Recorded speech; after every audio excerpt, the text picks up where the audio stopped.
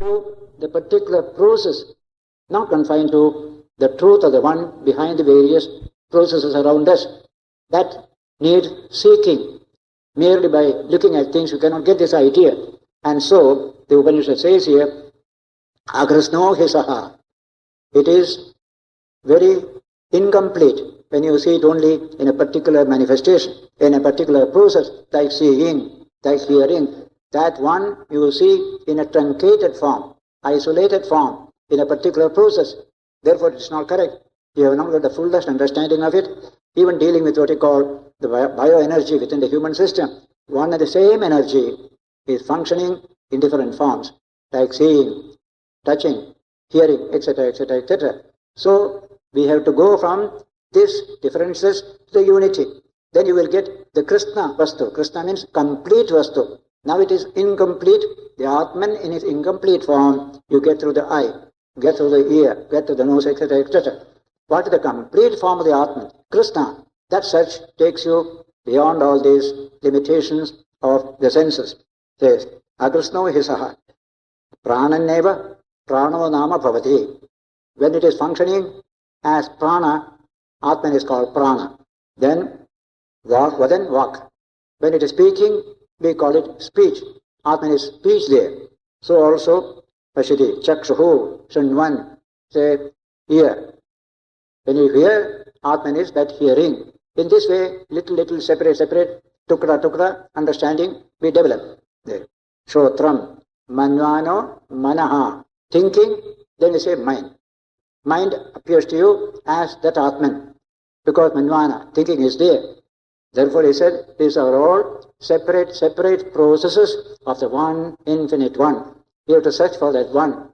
These are not total manifestation. These are all separate manifestations of the one. Tani, tanvana. Tani, asya etani, karma namani eva. Very wonderful statement it is. These are only the names of the particular processes of that one energy. These are not energy. These are the processes of that one energy. Karma namani. The action of process is named as seeing, hearing, digesting, etc., etc. We must search for the one behind the many in that particular context. Sayo, ataha, say, ekaikam upaste. You separately deal with them and thinking that is all, you do not know the truth at all. You must try to understand the whole of it. Don't go with a one-sided view of that tremendous reality. Tani, etani, sa, yo ataha, ekaikam upaste. You only look at one by one these various processes isolated from each other. Upaste, na sa veda. That person doesn't know the truth. Na sa veda. That's the language. Just like chemistry can give you knowledge of the chemical processes in nature. But physics gives you another type of knowledge. So also another, like botany or zoology. Each one gives you different aspects of knowledge. So they say all the sciences must be unified. Then you get a total view of nature. That is the struggle of the human mind today. That struggle you find expressed here in this Upanishad itself. Nasaveda agrasnohi yesho ataha ekaikena bhavati. You become incomplete by dealing with all the processes in incomplete forms. That's not correct, he says. Atra hiyete, he says. Then finally it comes. Atmetyeva upasita. Deal with the Atman, the one behind the many. That pure consciousness behind all these various manifestations. That alone is fit to be investigated.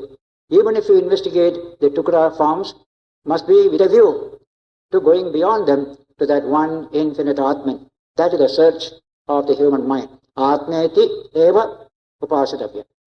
Think of it only as the self, as the Atman, the self of this universe, the self of man. That self, that is the search.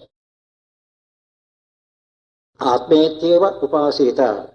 Atra hyete ekam sarvam bhavati. In that Atman, all these millions and millions of processes become unified as the one thing.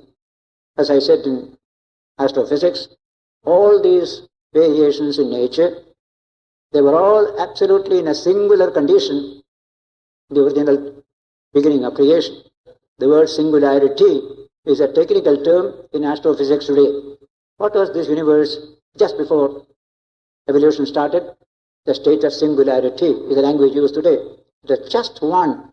There is no two, there is no three, nothing. Singularity. That singularity we call the Atman. So try to understand that singularity. But if you go along with cosmic evolution, so that the cosmic evolution will take you finally to that state, that may be 20,000 million years later, you may come to. Vedanta says, now alone you can go. Now alone you can do it. You did not wait for the cosmic dissolution at that time. Then certainly you will all be going to that singularity at the time of cosmic pralaya, as we call it. But you can do it now by knowledge, by understanding, by investigation. It's a wonderful idea. The word pralaya means dissolution. Cosmic dissolution is called pralaya, full pralaya. Now, this pralaya is used in two senses. One, a physical dissolution of the universe at the far end of creation. That means millions and millions of years later. The other is a spiritual dissolution of the universe through knowledge and understanding. Just as it is, I see a chain made of gold or bangle made of gold. Now, after a long time, the goldsmith may melt both these ornaments and make it gold once again. But even now I can discover that it is gold by going beyond limitations of name and form. Even now it is gold, even now it is gold. You can realize the truth. Similarly, behind this universe is the infinite Atman.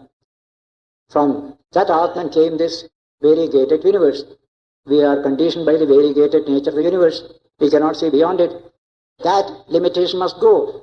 Mind must develop the capacity to see the Atman here, now, in this very life itself. That is why the word iha comes again and again in the Upanishad literature. Iha, in this body, in this very life, I shall discover that truth. I can realize that truth. The reason will come to you later, because you are that truth. That is your true nature. You are looking here and there for that truth. This is your true nature. That will be told later. That infinite Atman from which the universe came is at the back of your own consciousness, as the one behind the many.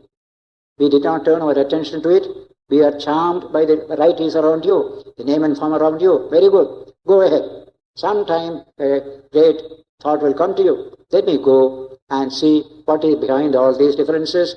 Let me try to understand the one behind the many. That's the time your journey becomes inward. The other was outward. Two types of journey every human being has to do. Outward, inward journey.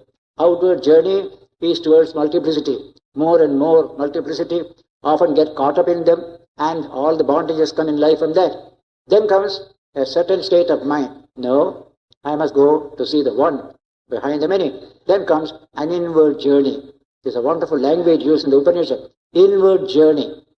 And nature has equipped this human being with all the equipments for both these journeys. External journey, internal journey. That is given to you in the Katha Upanishad, 3rd chapter, through the famous imagery of the chariot. Consider the body as a chariot. Consider the horses as the sensory system, full of energy. Consider the reins as the manas.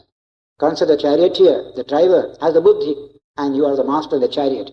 And you are on a great journey, an external journey in space and time, to achieve happiness, welfare, etc., etc. An internal journey to realize the truth of things. Both must go on side by side.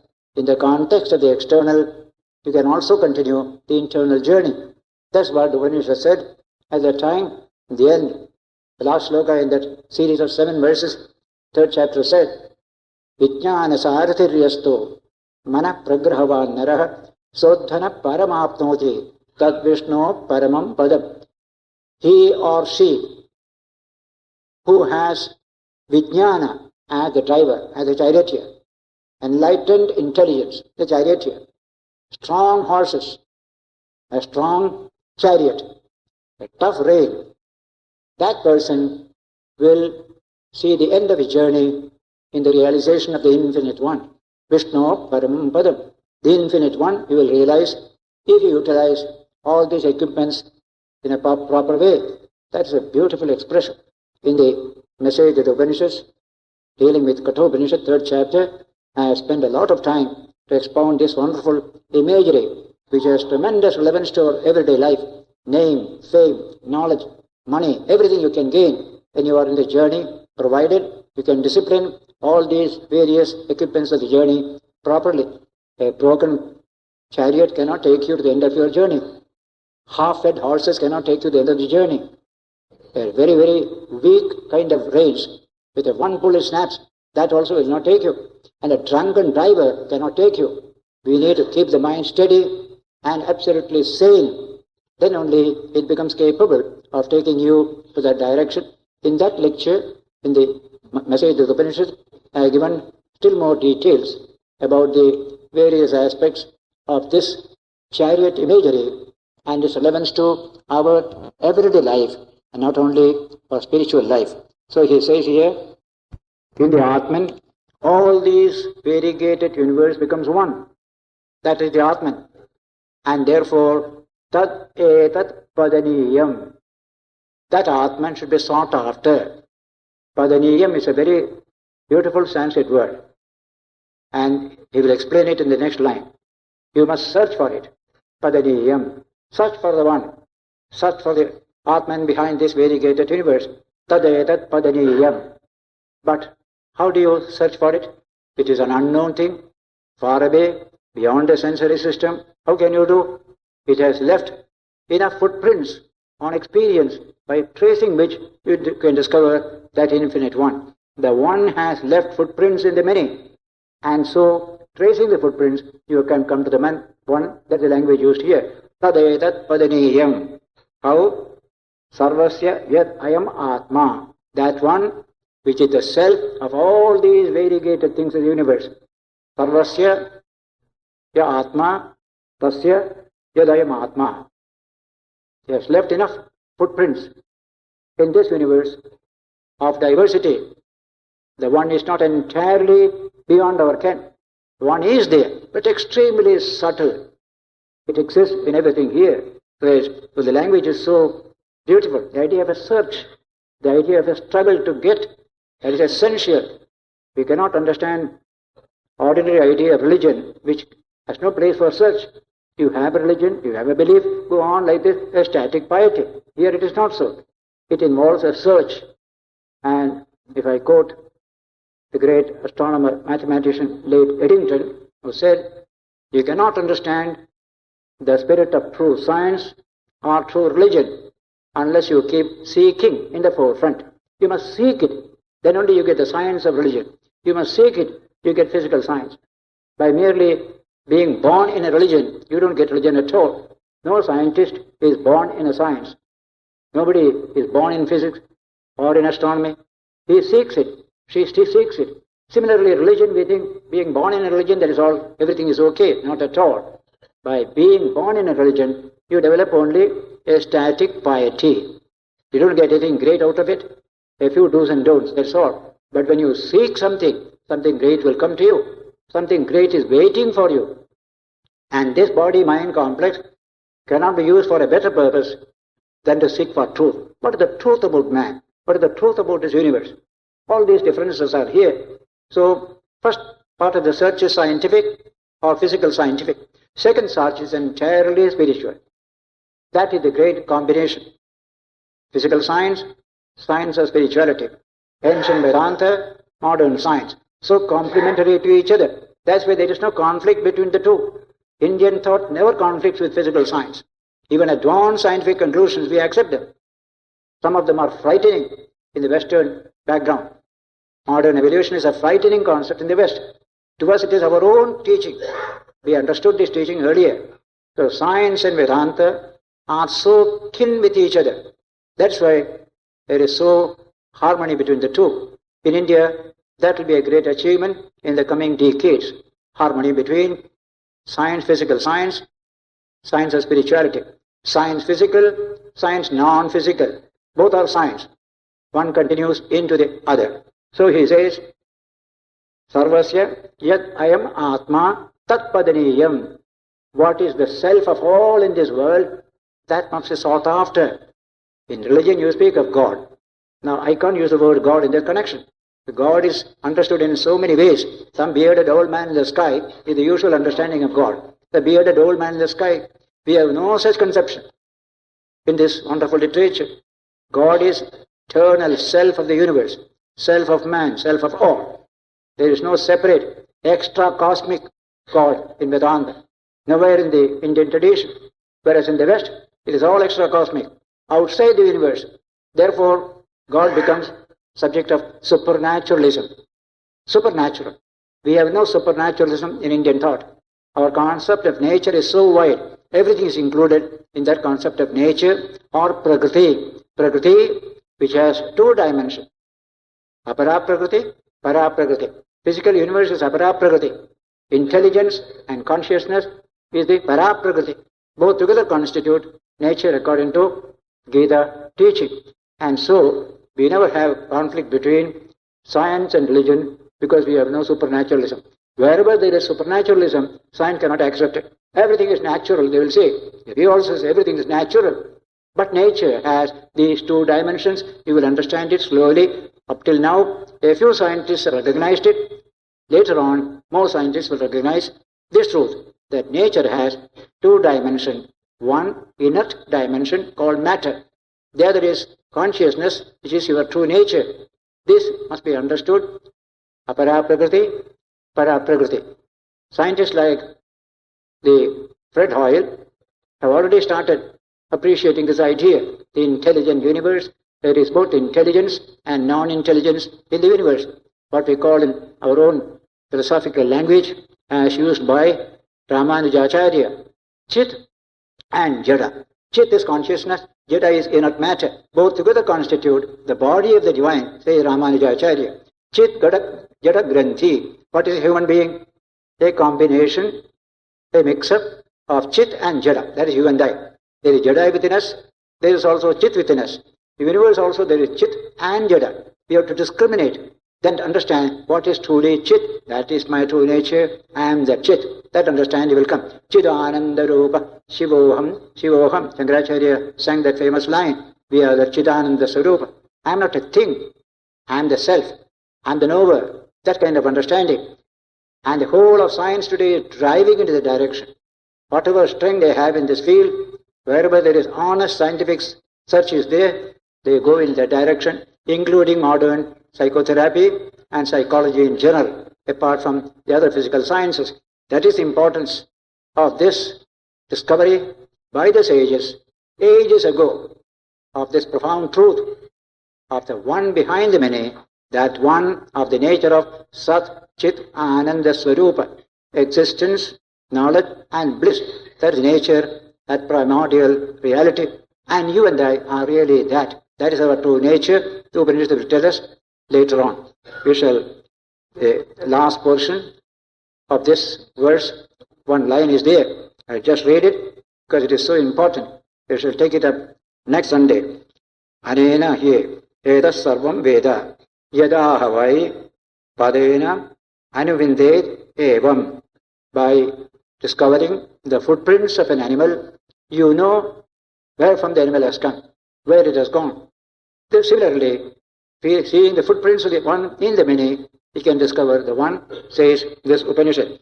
Kirtim Shlogam Vindate. Through this, you get to achieve greatness and glory and fulfillment. Through this knowledge and through this realization. So that's last portion. I just gave the translation.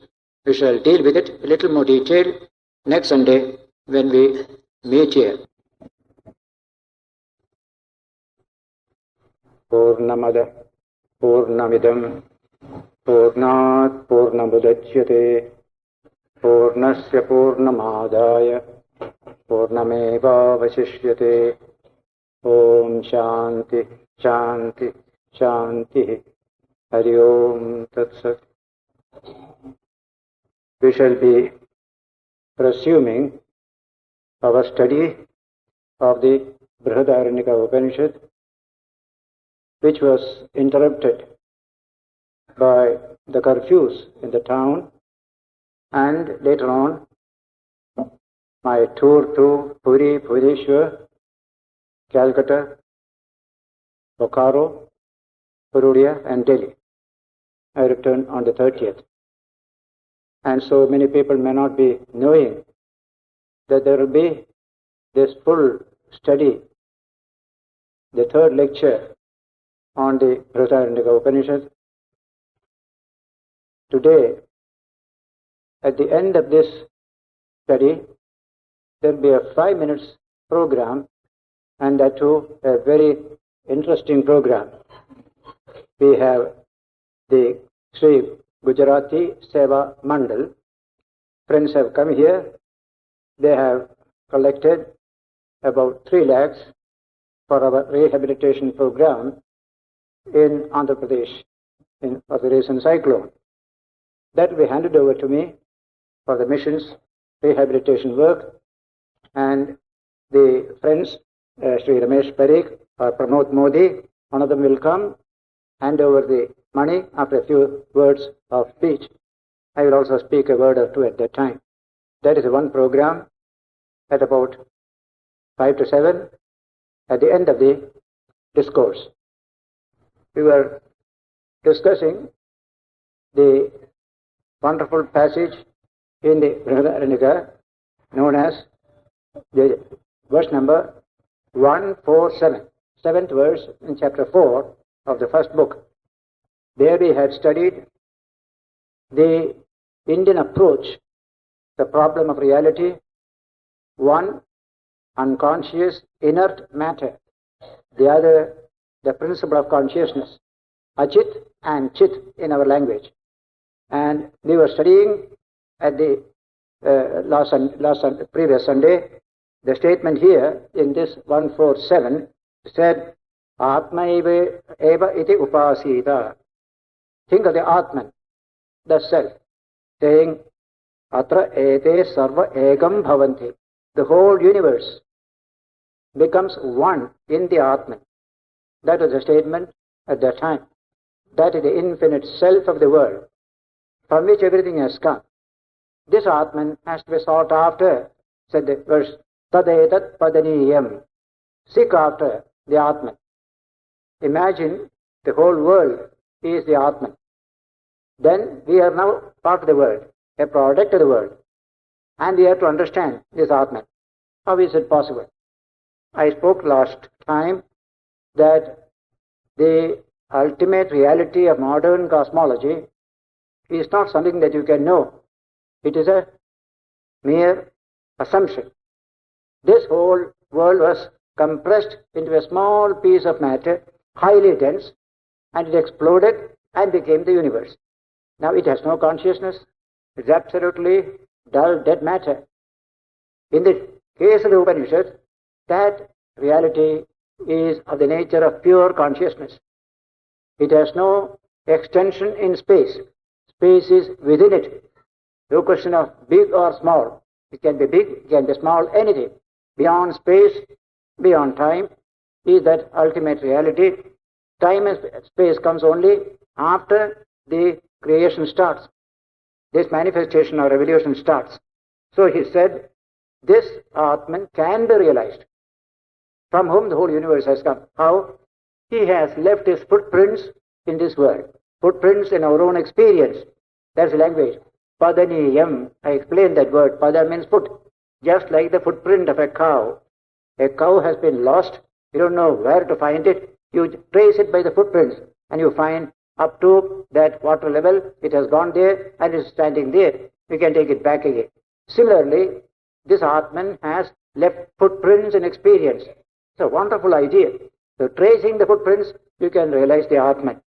In that connection, I said last time that modern neurology is in search of this something beyond this physical universe, beyond this physical body, beyond the physical brain, something behind all this.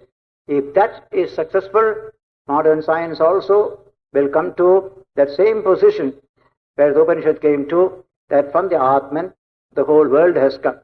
Atman, when it becomes the whole world, is called Brahman, the infinite, the immortal.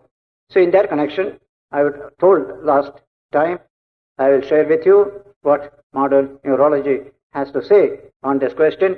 Here is a passage from that same neurologist referred to earlier by me, Wilder Penfield, who died a few years ago, was the head of the Montreal Neurological Institute, a very outstanding scientist. He said there, today his subject is being introduced by another neurologist. He has written a book, The Mystery of Mind, and a critical study of consciousness and the human brain. There, this introduction by another scientist says, today, thoughtful men continue to debate the question, how is the brain related to mind? Every reader will know that loss of brain produces loss of mind. But as Sir Charles Sherrington noted, another great pioneer in modern neurology, a British Sir Charles Sherrington, he says, mind, meaning by that thoughts, memory, feelings, reasoning and so on, is difficult to bring into a class of physical things. Mind is not a physical thing. Then Dr. Penfield's present analysis derives from his accumulation of direct observations on the human brain in conscious patients. I referred to it previous Sunday. Conscious patients are being operated, and a communication between the doctor and the patient. Out of that has come these conclusions. In that important sense, it transcends significantly all earlier studies. Earlier studies was brain, outside the brain we studied, not actually brain and the patient concerned. We are studying directly. That's the importance of this new development.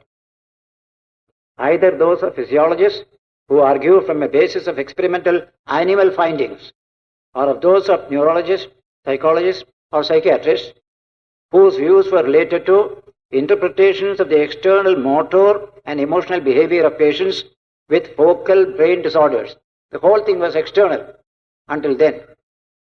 Many readers will recognize that the research findings summarized here by Dr. Penfield are fundamental to our understanding of memory, learning, language, and behavior.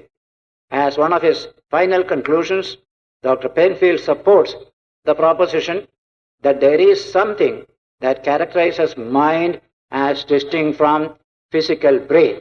That is in the introduction to the book by Penfield. Now, Penfield himself says here, consider the point of view of the patient when the surgeon's electrode placed on the interpretative cortex here summons the replay of past experience. The stream of consciousness is suddenly doubled for him. He is aware of what is going on in the operating room as well as the feedback from the past, this patient. He can discuss with the surgeon the meaning of both streams. The patient's mind, which is considering the situation in such an aloof and critical manner, can only be something quite apart from the neuronal reflex action. That's called brain action. It is noteworthy that two streams of consciousness are flowing. The one driven by input from environment, by the doctor. The other by an electrode delivering 60 pulses per second to the cortex. The fact that there should be no confusion in the conscious state suggests that although the content of consciousness depends in large measure on neuronal activity, awareness itself does not depend upon that activity. That's the conclusion there. The mind of the patient was as independent of the reflex action as was the mind of the surgeon who listened and strove to understand. Thus, my argument favors independence of mind action. This is the language. One may ask this question: does the highest brain mechanism provide the mind with its energy, an energy in such a changed form that it no longer needs to be conducted along neuraxons through the neural various pathways? To ask such a question is, I fear, to run the risk of hollow laughter from the physicist. Physicists will say that such action is not possible. But nonetheless, this is my question and the suggestion I feel myself compelled to make. Then, dealing with what the mind does and its independence of the brain, he says, it is what we have learned to call the mind that seems to focus attention. The mind is aware of what is going on.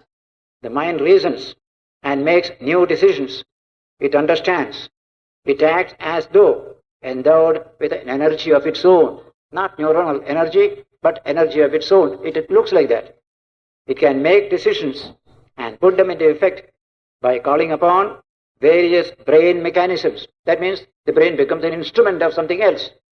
This, it seems, could only be brought about by expenditure of energy.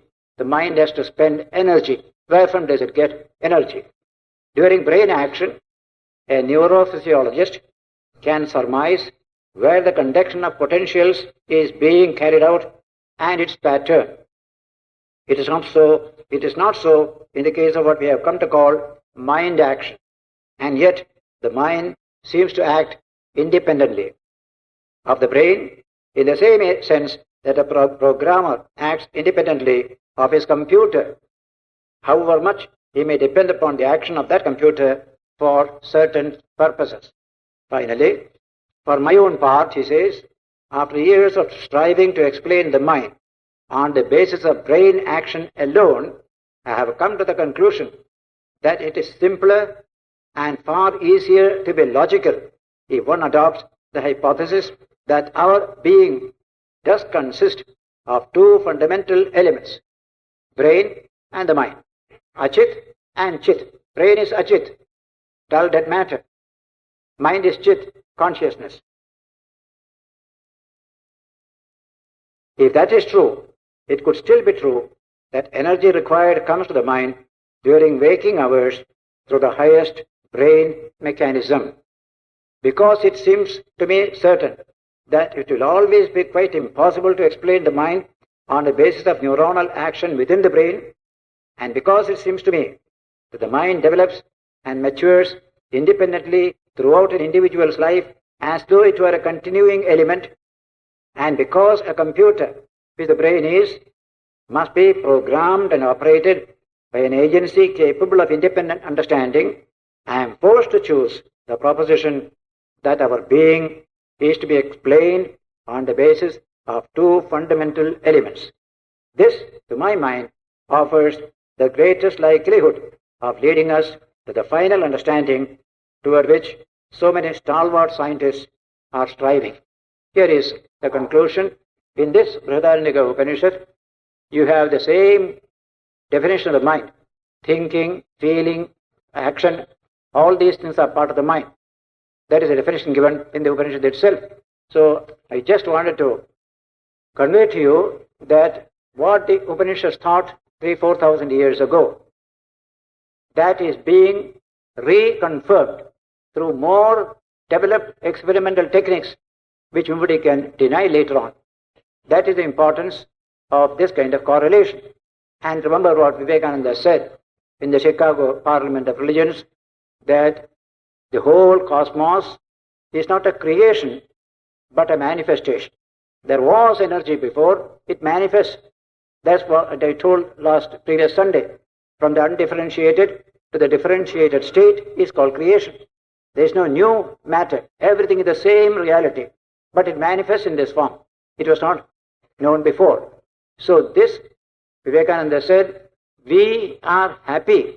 The Hindu is happy that what he held to his bosom as sacred truth ages ago is being taught with greater force of conviction by modern science. That is what is happening since Swamiji's time up to this date. Whatever developments have come in modern science, they are all in tune with the philosophy of India. Not one will conflict with our philosophy except interpretations by individual scientists. They are not scientific, they are their opinions. But what is scientific as conclusion, not one of them goes against truth expounded by Vedanta. Only because truth does not conflict with truth. Truth in any sphere will not conflict with truth in another sphere. External world, truth. Internal world, truth. Truth can never conflict with each other. We go from truth, from lower truth, higher truth, more clear, more complete. That's the way of human progress towards truth, said Swami Vivekananda. And now we come to a wonderful passage, 2 verses in this Upanishad, Brihadaranyaka Upanishad, which are very wonderful. We refer to the word Atman, the self. And this self is the self of the universe. Same infinite consciousness is pulsing in you and me as the self. So we had 2 words, Brahman and Atman. Only to specify, Atman refers to that Brahman appearing in you as yourself. Brahman is the infinite one. But this Atman in you and me and all are one and the same. They are not 2. There is no what you call division in the Atman. That is not possible. That's the language of Vedanta. Having said this, Shankara comments here, neither the word Atman or Brahman, nor the concept Atman or Brahman can ever tarnish the truth of Brahman. These words and concepts are all external, but they are using it because there is no other way to talk about it, so we use this word. Don't be carried away by the word. But even while using the word, there is such meaningful way of using Atman. As I said last time, the finger point to some deep recess in your own being. That's called the Atman. That is an Atman, not self. This is self. That Brahman is the self of all. He is the infinite one. And the world also is manifestation from Brahman itself. Atman, Brahman are one. Many Western writers have tremendous appreciation for this unification. Self and Brahman are one. Atman, Brahman are one. There is only one infinite, no 2. If the Atman is infinite, Brahman is infinite, both are one. They can be 2 infinites. That's the logic behind it. So now, this sloka says, the next one, that is 148. This will be expanded further in the next chapters.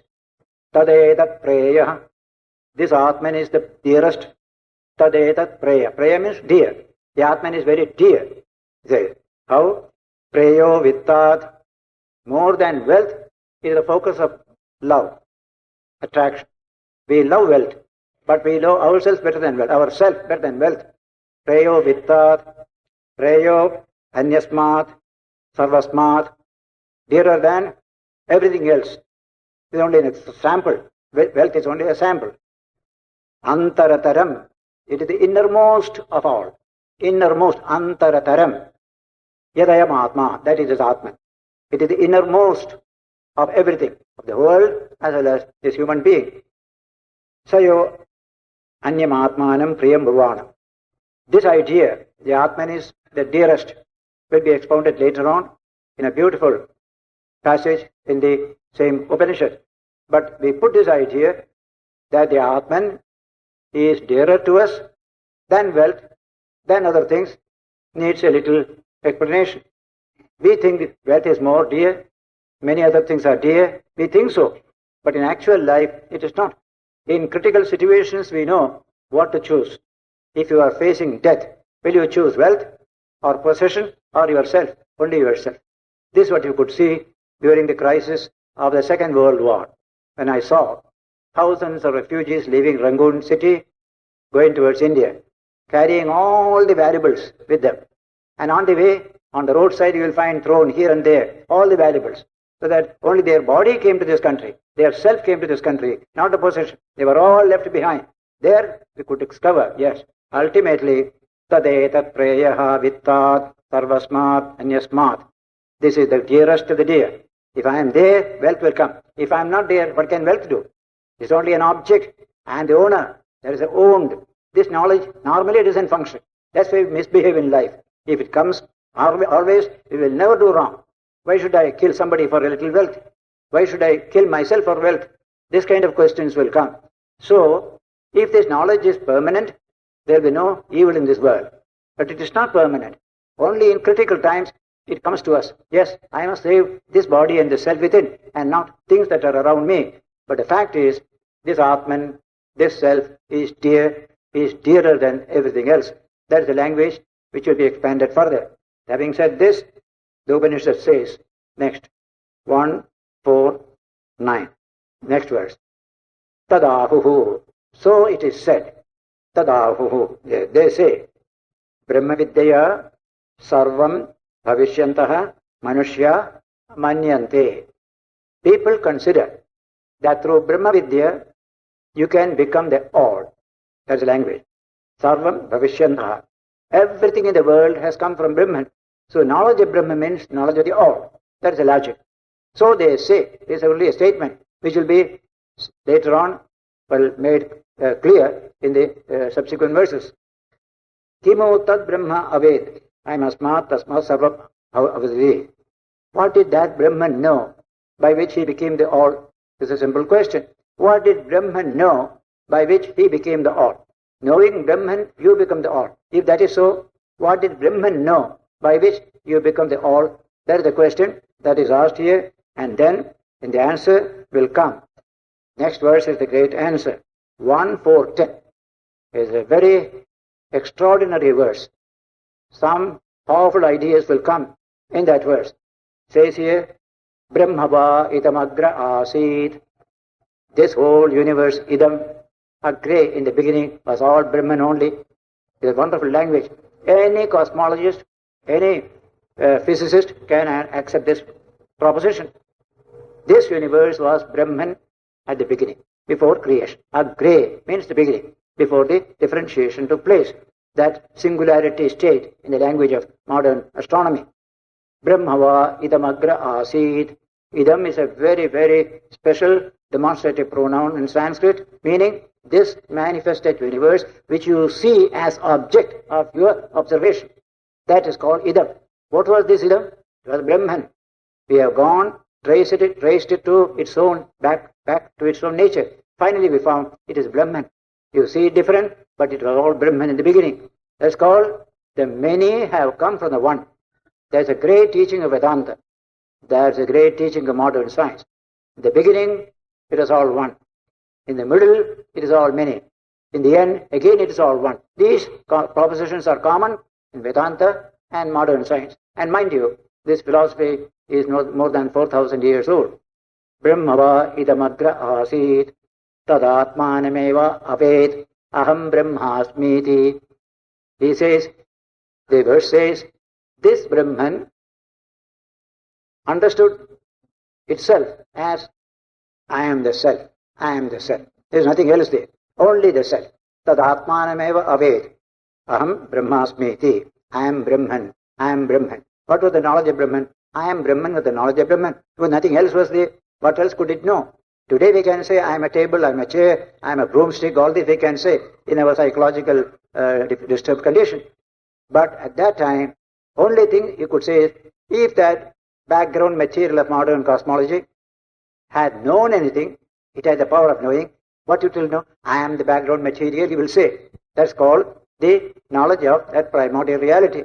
But in this case, it is a conscious reality. Pure consciousness is Brahman. Therefore, it can easily have this kind of an understanding. I am the self. I am Brahman. I am Brahman, he says. Aham brahmasmiti. I am Brahman is the understanding. Atmanameva. He understood himself, oneself, as Atman. I am the Atman. I am the Atman. The Atman of the whole universe is Brahman. Atman in you and me are separate. Later on will be told here. But this is absolutely true. That original Brahman from whom the universe has come, it knew itself, I am the Atman. I am the Atman. Atmanameva aved. I am Brahman. I am Brahman. These are the words. Both are interchangeable words in the Upanishad. Then he says, the next subject is very interesting. Tad yo devanam pratyabudhyata sa eva tad abhavat. Among the gods, whoever knew this truth, they also became that. Yes. Whoever among the gods knew this truth, they also knew, I am that, I am that, I am that Brahman. So also, the men also. It also became. Same also sages and men. Whoever realizes this truth of Brahman, they will say, I am Brahman, I am Brahman. Brahman is not an object. It's not a table or a chair. To realize Brahman is to be Brahman. The sages realized it as Brahman. Similarly, the Devas also realized it as they are Brahman. That is the idea of knowing Brahman.